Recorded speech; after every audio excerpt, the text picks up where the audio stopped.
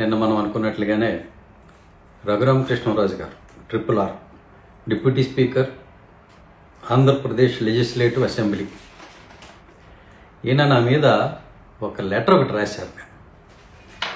దాని గురించి నేను మాట్లాడతానని చెప్పాను. ఇది ఎవరికంటే డీజీపీ గారికి ఈ లెటర్ ఆయన రాశారు. దీనిలో ఏమేమి మాట్లాడారు ఏంటి అనేది నేను చెప్తాను. ఒకటట ఫాల్స్ అండ్ మిస్లీడింగ్ అసర్షన్స్ అంట.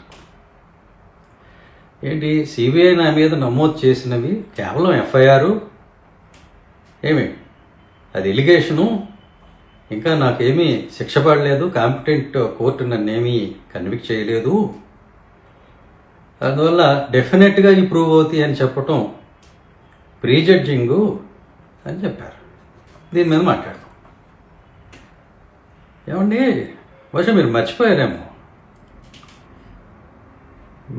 మీరు మా మీద పెట్టిన కేసు ఏదైతే ఉందో, విజయపాల్ మీద, మాదిగ సోదరుడు విజయపాల్ మీద, అలాగే కాపు సోదరి డాక్టర్ ప్రభావతి గారి మీద, అలాగే గిరిజనటువంటి సునీల్ కుమార్ నాయక్ మీద, నా మీద, మా అందరి మీద మీరు ఒక కేసు పెట్టారు కదా, కస్టోడియల్ టార్చర్ అని. మరి అదేమన్నా ప్రూవ్ అయిందా? మరి దాని గురించి మీరు ఎందుకు మాట్లాడారు? అదేదో ప్రూవ్ అయిపోయింది ఇదంతాను అన్నట్టు మీరు మాట్లాడారు కదా చాలాసార్లు మీడియాలో. వాళ్ళు అరెస్ట్ అవుతారు, వీళ్ళు అరెస్ట్ అవుతారు, ఇదవుతుంది అదవుతుంది అని మీరు మాట్లాడారు కదా. మరి అదెలా మాట్లాడారు? అప్పుడు గుర్తురాలేదా ఇది? తర్వాత violation of legal professional norms అట. దీనిలో క్రిమినల్ డిఫేమేషన్ వస్తుంది అంటాడు. వేసుకోండి, క్రిమినల్ డిఫేమేషన్ వేసుకోండి. మీరు నా మీద మాట్లాడినవి ఉన్నాయి కదా, నేను కూడా వేస్తాను. ఓకే, సరిపోతుంది. అప్పుడు మీకు పడితే నాకు పడుతుంది. తర్వాత సివిల్ సర్వెంట్ పబ్లిక్గా కామెంట్ చేశారు. కండక్ట్ రూల్స్ మళ్ళీ పాతే. సివిల్ సర్వెంట్ అయినంత మాత్రాన నేనేమి ఇక్కడ ఆంధ్రప్రదేశ్ పౌరుని కాకుండా పోను. అలాగే బ్యాంకులో నా డిపాజిట్లు ఉన్నాయి. నేను ఒక డిపాజిటర్గా నేను మాట్లాడే అధికారం నాకుంది. ఓకే, తర్వాత ఇది ఫైనల్గా బెస్ట్ కామెడీ పార్ట్ అన్నమాట. Prejudice to fair investigation and trial. ఈ వీడియోలో ఆయన కన్క్లూజివ్లీ ఎస్టాబ్లిష్డ్ మై గిల్ట్. సో పబ్లిక్గా ప్రెజరైజ్ చేస్తున్నారు ఇన్వెస్టిగేటింగ్ ఏజెన్సీస్ని. ఫస్ట్ దీని మీద మాట్లాడదాం. నేను మాట్లాడితేనే మీకు అదేదో ఇన్వెస్టిగేటింగ్ ఏజెన్సీస్ని ప్రెజరైజ్ చేశానని అంటున్నారు కదా. మరి మీరు ఎన్నిసార్లు పబ్లిక్గా మీ కేసు గురించి ప్రతిరోజు మీడియాలోకి వచ్చి, యూట్యూబ్లోకి వచ్చి, టీవీ ఛానల్స్లోకి వచ్చి, పేపర్లోకి వచ్చి మీరు ఎన్నిసార్లు మాట్లాడలేదు? అప్పుడు గుర్తురాలేదా ఇదంతా?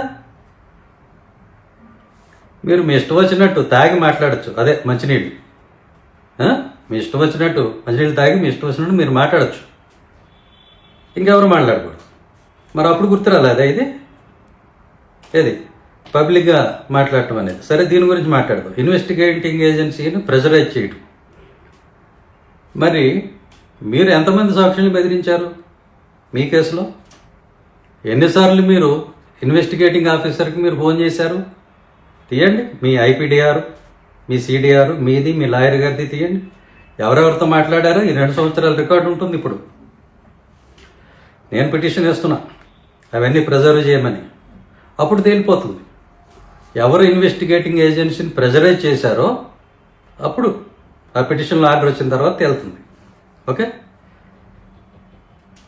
Creating a media trial. మరి చాలా కామెడీగా ఉందండి ఇది. మీడియా ట్రయల్ గురించి మీరు మాట్లాడటం ఏంటి? పొద్దున్న లెగిస్తే మైక్లోనే ఉంటారు, మాట్లాడుతూనే ఉంటారు.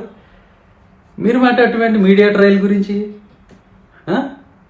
మీరు ఎన్నిసార్లు, మీరు ప్రతిసారి పాపం ఆయన మాదిగ సోదరుడు క్రిస్టియన్ విజయపాల్ మీద మీరు ఎన్నిసార్లు మాట్లాడారు? అబ్యూజివ్ లాంగ్వేజ్ యూజ్ చేస్తూ మీడియాలో మీరు మాట్లాడలేదా? ఆ క్లిప్లన్నీ ఉన్నాయి, చూద్దాం. ఆవిడ ప్రభావతి గారు పాపం, ఆవిడేదో డాక్టర్ చదువుకుని ఆవిడ పని ఆవిడ చేసుకుని రిటైర్ అయిపోతే, కాపు సోదరి, ఆవిడ మీద మీరు ఎంత మాట్లాడారు? ఆవిడేదో యాంటిసిపేటరీ బెయిల్ వేస్తే దాని మీద మీరు కామెంటరీ చెప్పారు. తప్పు చేయకపోతే యాంటిసిపేటరీ బెయిల్కి ఎందుకు వేస్తారని మీరు మాట్లాడారు. అది మాట్లాడచ్చా? మరి అదేంటి, మీడియా ట్రయల్ కదా, మరి అదేమిటి? ఇట్లా మీ ఇష్టం వచ్చినట్టు మీరు చేస్తే సంసారం, వేరే వాళ్ళు చేస్తే ఏదో అన్నట్టు నోటుకు వచ్చినట్టు మాట్లాడటం కరెక్ట్ కాదు. ఓకే, ఇక ఆఫ్ చేయండి ఇదంతా, ఈ తమాషా. ఇది మీ లెటర్కి నేను ఇచ్చే సమాధానం. ఓకే, ఇక మీ మీద ఇదిగోండి, నా దగ్గర ఇంత రికార్డు ఉంది. ఇప్పుడు ఇదంతా నేను చదివి వినిపించలేదు, మన వాళ్ళకి టైం సరిపోదు.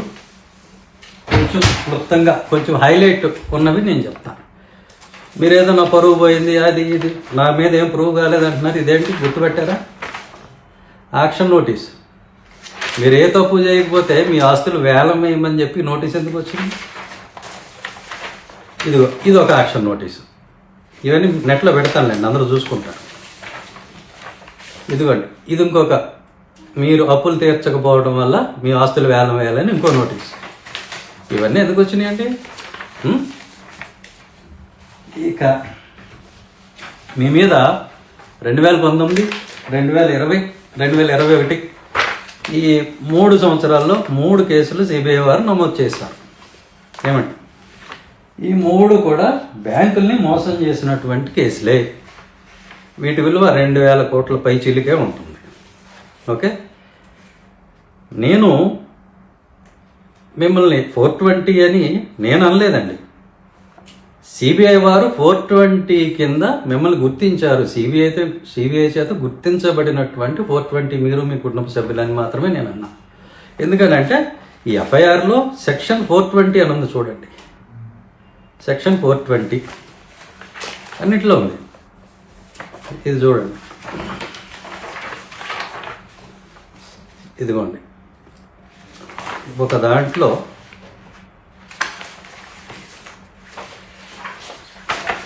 ఇదిగో చూడండి, ఇది మీ లక్కీ నెంబర్ అనుకుంటా. ఒక ఎఫ్ఐఆర్ ఏమో 4 అండి,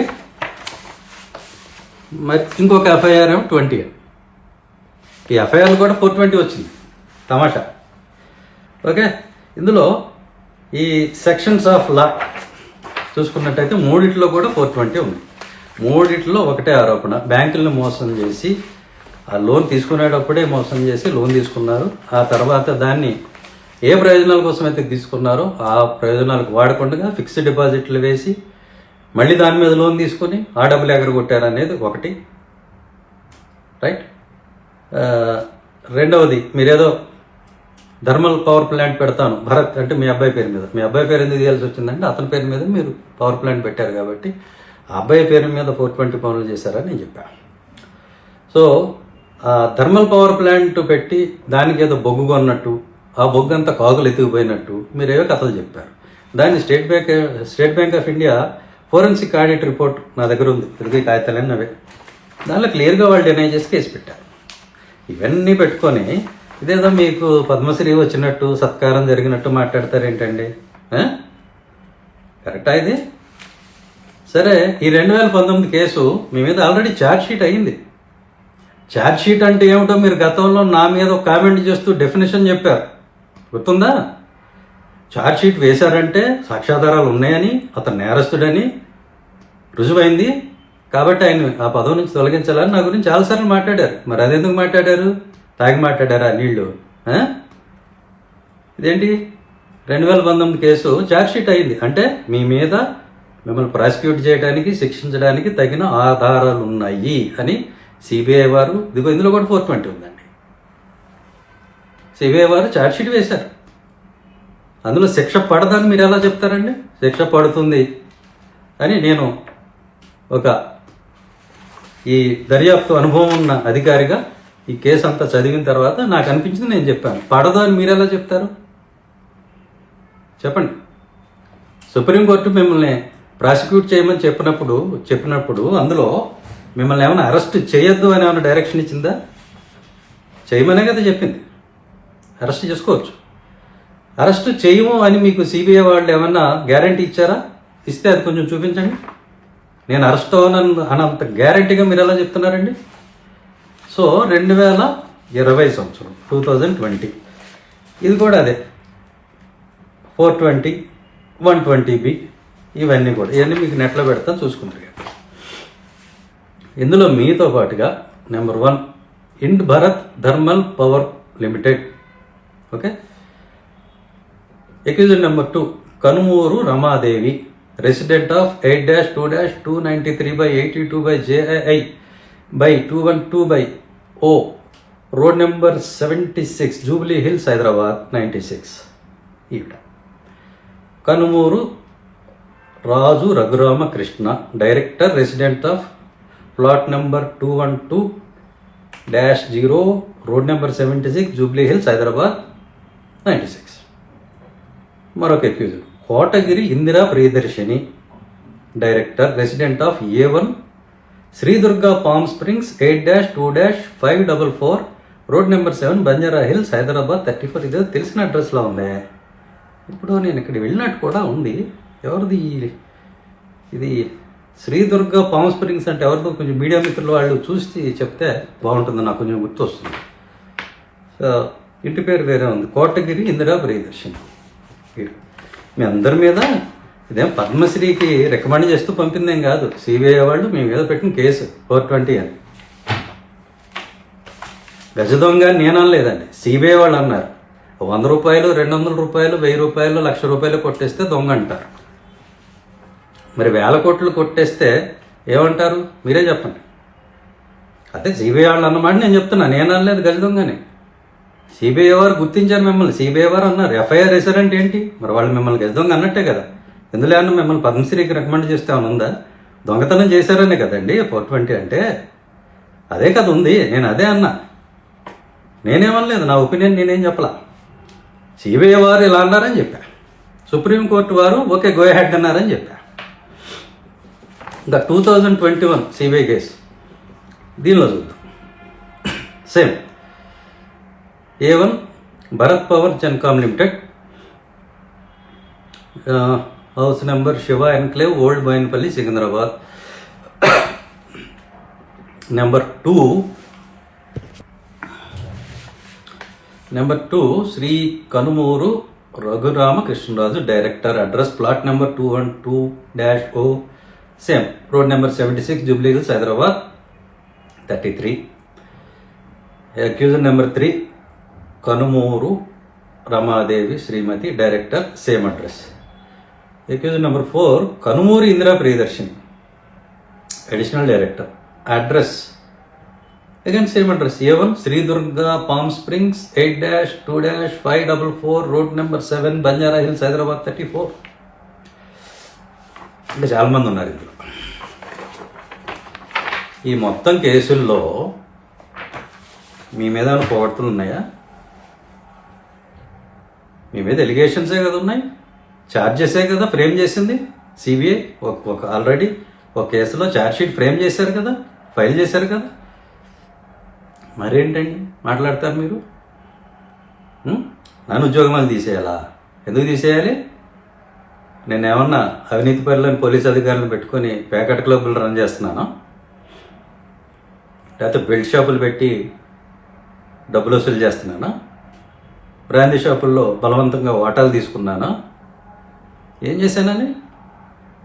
ఇంకా చాలా మాట్లాడగలను, ఇంకా చాలా ఉంది నా దగ్గర. మెటీరియల్ చూశారు కదా, ఇంకా చాలా ఉంది. నేను ఇంప్లీడ్ అవుతాను అనేది ఇన్ఫర్మేషన్ అండి, బెదిరింపు కాదు, థ్రెట్ కాదు. I'm going to definitely. ఎందుకంటే మీరు దొంగిలించినటువంటి ఆ 2,000 కోట్లు, సిబిఐ వాళ్ళు చెప్తున్నటువంటి ఆ 2,000 కోట్లు ఏమైతే ఉన్నాయో ఆ బ్యాంక్ వాళ్ళు వచ్చేసి పెట్టుకునేం కాదు. మాలాంటి వాళ్ళము చాలామంది ఆ బ్యాంకులో డిపాజిట్ చేస్తే మా డబ్బులు, ఆ డబ్బుల్ని మీకు లోన్లుగా ఇచ్చారు. అవి మా డబ్బులే, మా అందరి డబ్బులు, ప్రజలందరి డబ్బులు. అవి తిరిగి రాబట్టుకోవాల్సిన బాధ్యత మాకుంది, అవసరం మాకుంది. బ్యాంకు వాళ్ళు మేము ఒక లోన్కి వెళ్తే 100 క్వశ్చన్లు వేస్తారు. ఎన్ని గ్యారంటీలు చూపించినా ఇది కాదు, ఇంకోటి తీసురా, ఇంకోటి తీసురా, ఇంకోటి తీసురా అని వేధిస్తూ ఉంటారు. వాళ్ళందరి తరఫున ప్రతినిధిగా నేను మాట్లాడుతున్నాను, అధికారిగా కాదు. అదేవిధంగా క్రెడిట్ కార్డు బిల్లు కట్టడం ఒకరోజు లేట్ అయితే 100 ఫోన్లు చేస్తారు బ్యాంకులో. ఏది 10,000, 20,000, లక్షకే. అలాగే లోన్ కనుక కట్టడం ఒకరోజు లేట్ అయితే వచ్చి రోడ్డు మీద ఆపి బళ్ళు ఎత్తుకుపోతారు, ఇంటి మీదకి వస్తారు. మరి మీ విషయంలో ఎందుకు ఎంత ఉదారంగా ఉన్నారు? కాబట్టి అటువంటి వాళ్ళందరి తరఫున ప్రతినిధిగా నేను మాట్లాడుతున్నా. దీనికి ఒక అధికారం అవ్వాల్సిన అవసరం ఏమీ లేదు. ఓకే, కాబట్టి మీరు ఇంతకుముందు ఏం చేశారో గుర్తు తెచ్చుకోండి. ఓకే, ఇష్టం వచ్చినట్టుగా తాగి మాట్లాడి మంచినీళ్ళు తాగేసి మాట్లాడేయటం ఇది కరెక్ట్ కాదు. మేము మాట్లాడగలం, మీ భాష మాకు కూడా వచ్చు, మీకే కాదు. కాబట్టి ఇంకా చాలా చేయగలను నేను. అందులో పేర్లు ఎవరెవరికి ఉన్నాయో వాళ్ళ ఫోటోలు తీసుకుని మాట్లాడగలను. కానీ నాకు సంస్కారం ఉంది కాబట్టి నేను అంతవరకు వెళ్ళటం లేదు. అంతవరకు వెళ్ళేలా చేసుకోవాలంటే చేసుకోండి. ఓకే, వాళ్ళందరి డీటెయిల్స్ ఉన్నాయి, ఫోటోలు ఉన్నాయి, అవి ఇక్కడ ప్లే చేసి చూపించి మాట్లాడగలను. కాబట్టి ఈ బెదిరింపులు ఏమి మన దగ్గర పని చేయండి.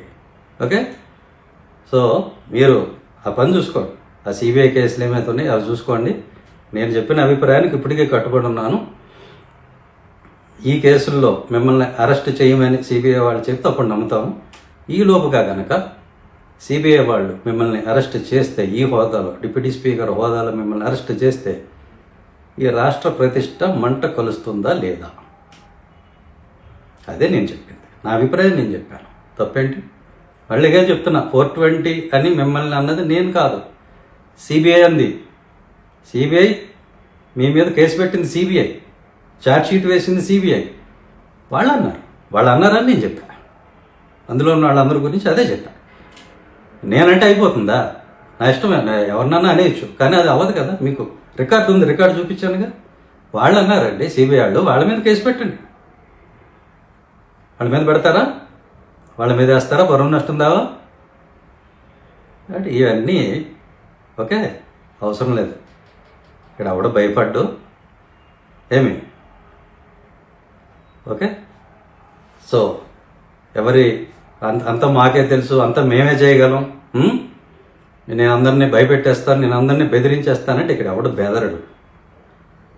రాష్ట్రంలో దళితుల్ని, దళిత క్రైస్తవుల్ని ఇష్టం వచ్చినట్టు నేను బెదిరించేస్తాను, మీ క్యాస్ట్ సర్టిఫికేట్లు రద్దు చేసేస్తాను. మరి ఇవేంటి? ఈ థ్రెట్స్ ఏమిటి? మీ ఇష్టం వచ్చినట్టు మీరు మాట్లాడుతూ ఉంటే ఇక్కడ అందరూ పడి ఉంటారు అనుకున్నారా? అట్లాంటిది ఏమి ఉండదు. మేము చేయగలిగేది మేము చేస్తాం, చేసి చూపిస్తాం. సో నేనేం పుట్టి మాటలు చెప్పట్లా, మీరు చెప్పారు కాబట్టి నేను చెప్పిన దానికి మళ్ళీ ఖచ్చితంగా నేను సమాధానం చెప్పాను. So thank you very much అందరికీ కూడా. Thank you. ఈ రికార్డు అందజేసిన వారికి మరీ కృతజ్ఞతలు.